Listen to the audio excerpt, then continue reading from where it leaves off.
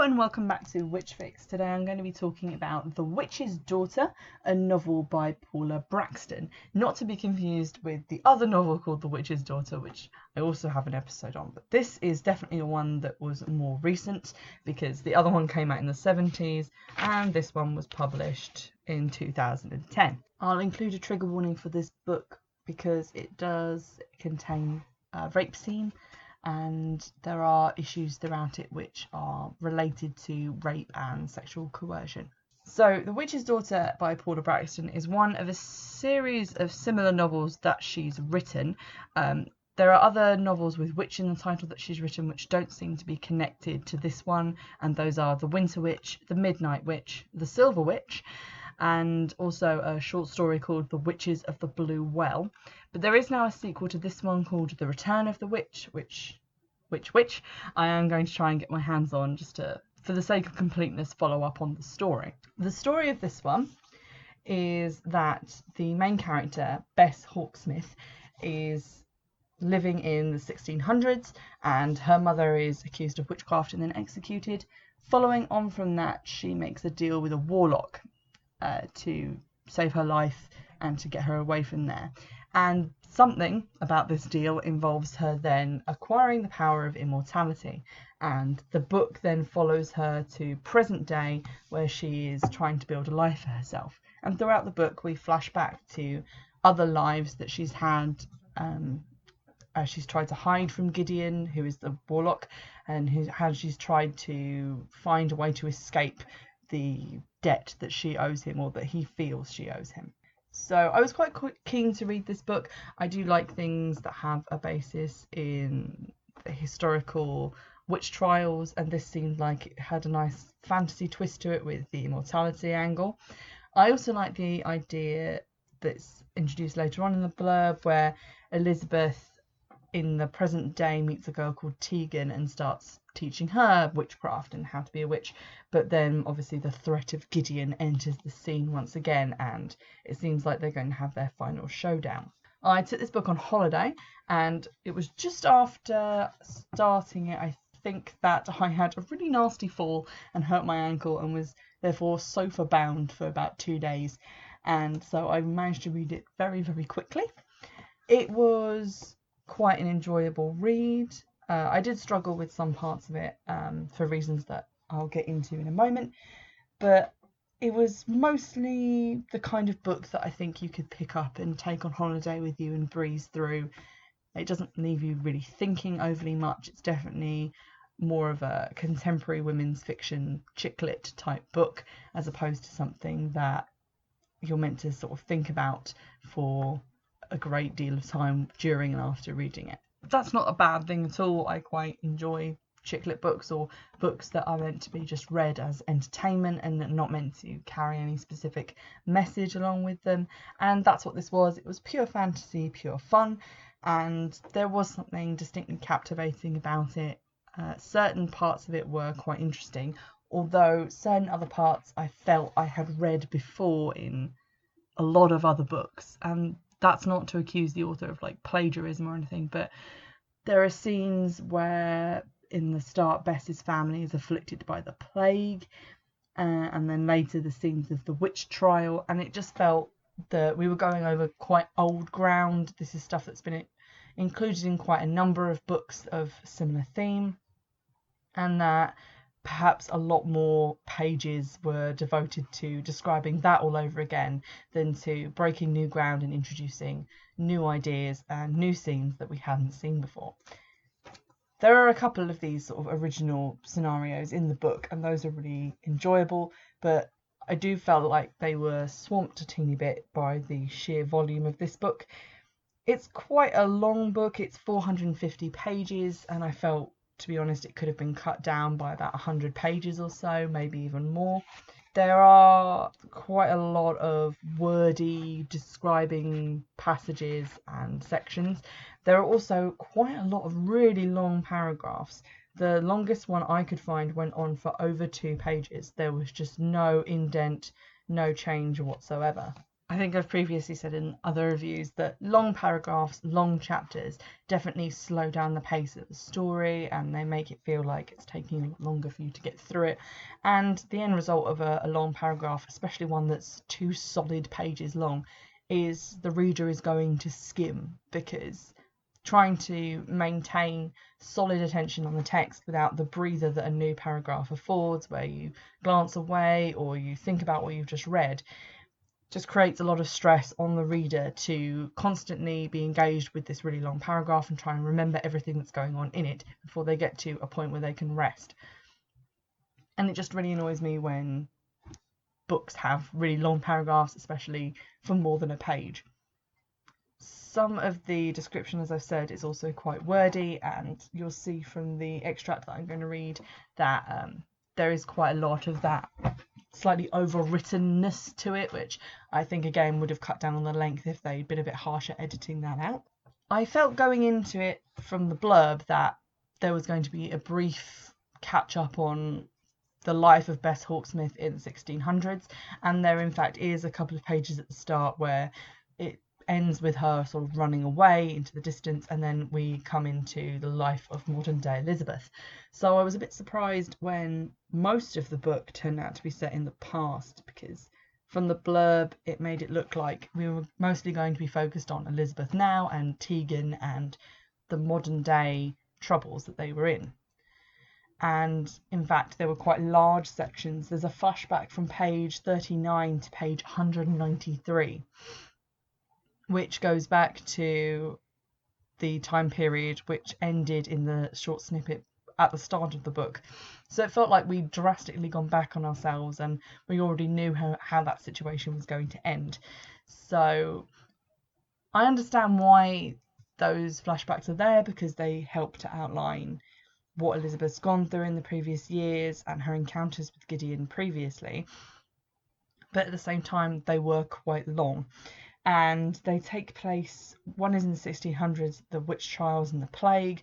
One is in a sort of teaching hospital around the time of Jack the Ripper in Victorian London. And one is set in the First World War.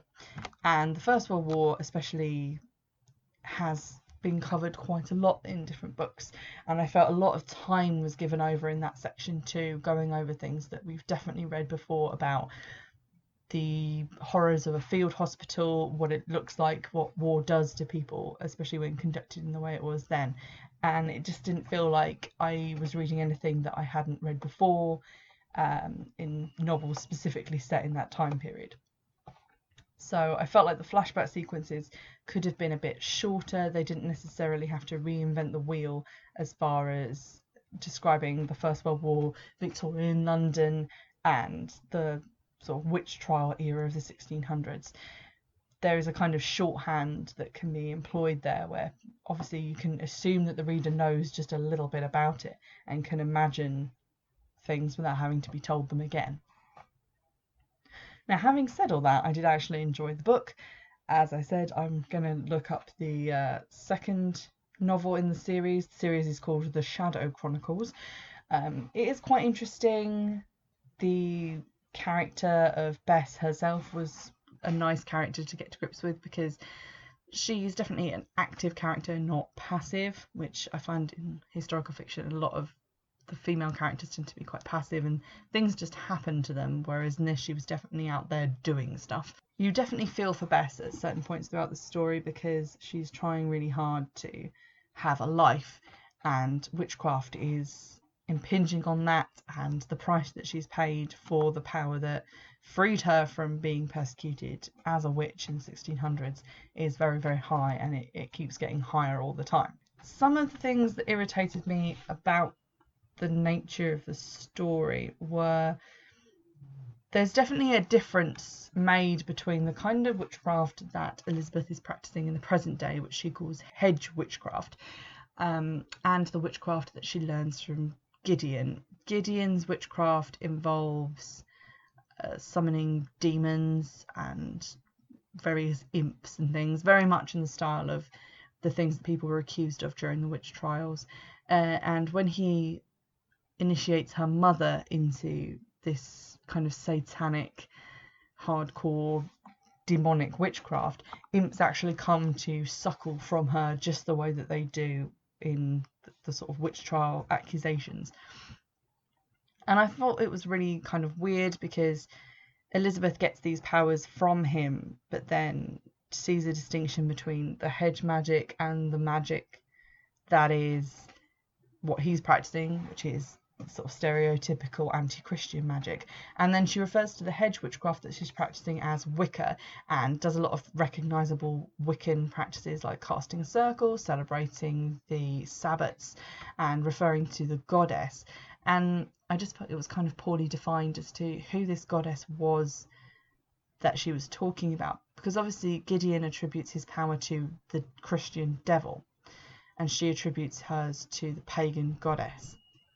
And I was slightly confused about where the lines were being drawn between the fantasy witchcraft that obviously the book is based in and actual Wicca and paganism today. I feel like that's a problem that I've encountered in other books, and authors are trying to sort of mix the two together, and it doesn't really come off because it's poorly identified of how those two things fit together and how much Wicca and how much witchcraft is being used in the plot. There was one thing that did particularly irritate me, and that is Elizabeth is obviously throughout the book and throughout the different flashbacks is trying to avoid Gideon and escape from him.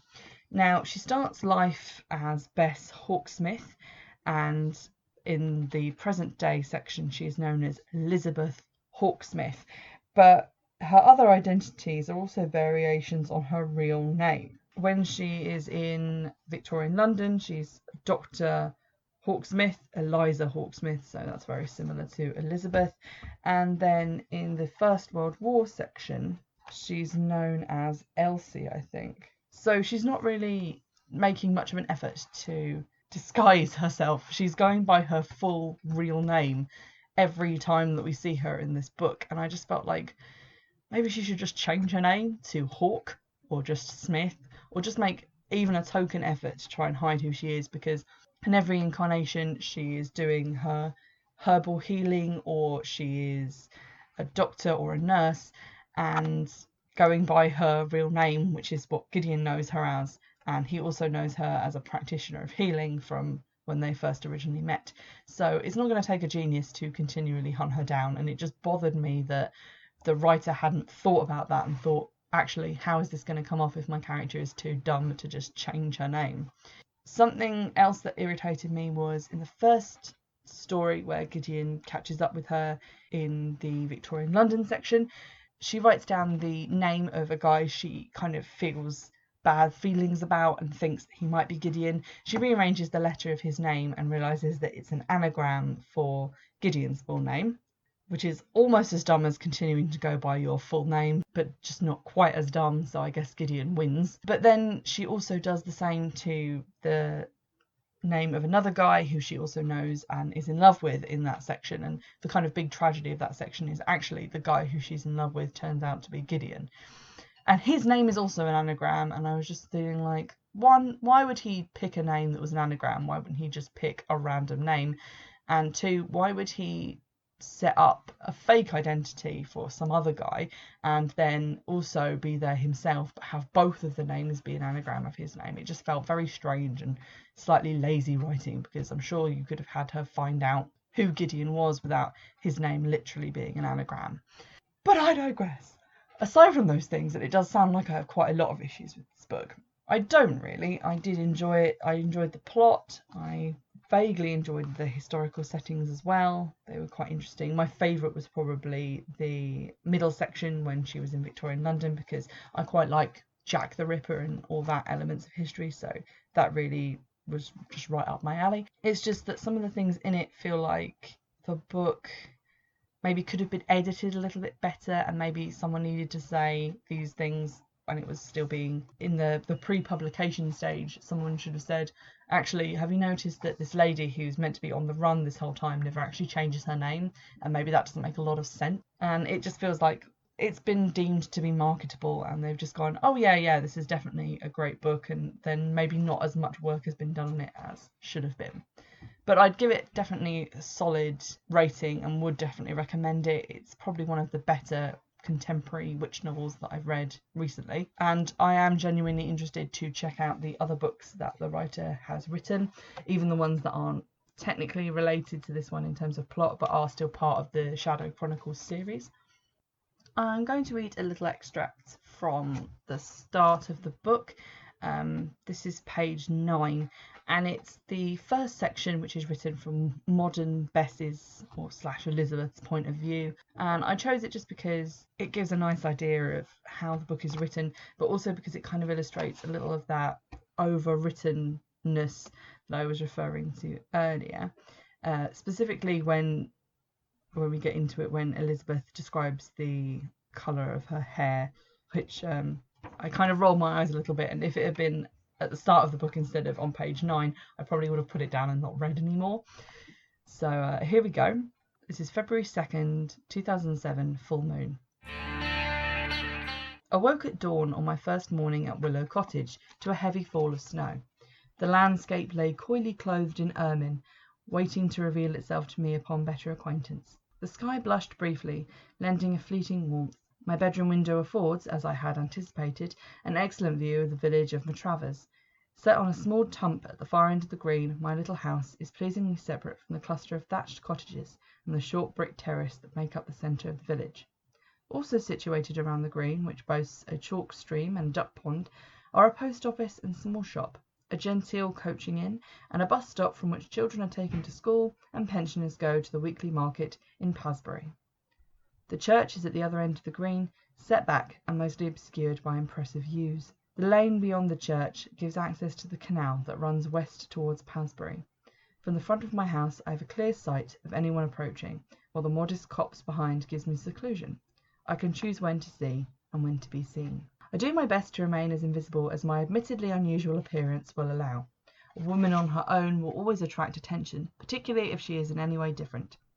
With this in mind, I keep my long hair tied back loosely and often wear a hat. My father used to say I had autumn hair, and that this might have come about because of my September birth date. It is true, the colour is a perfect match for that season, a blend of the burnished gleam of ripe conkers and highlights of oak leaves turned copper by the falling of the year. In itself, such colour, even coupled with my hair's exceptional length, would not provoke curiosity. It is the way such deep tones contrast with the broad white streak that runs from the right side of my brow that causes people to look again. This is not some silvery mark of maturity, but a snow-pure swathe, an icy sweep, as though the goddess of winter has touched me and left her mark. Indeed, I wish that the origin of the feature were so harmless. The truth is so much darker. I am also tall, and despite my great age, remain vigorous and strong, my outward appearance suggesting I might perhaps be 50, no more. I dress for comfort, practicality, and so as not to draw attention to myself. These days, fashion can be adapted to suit the caprice of any woman.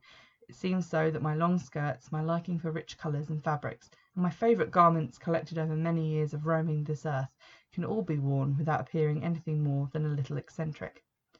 The cottage will, I am confident, serve my needs well.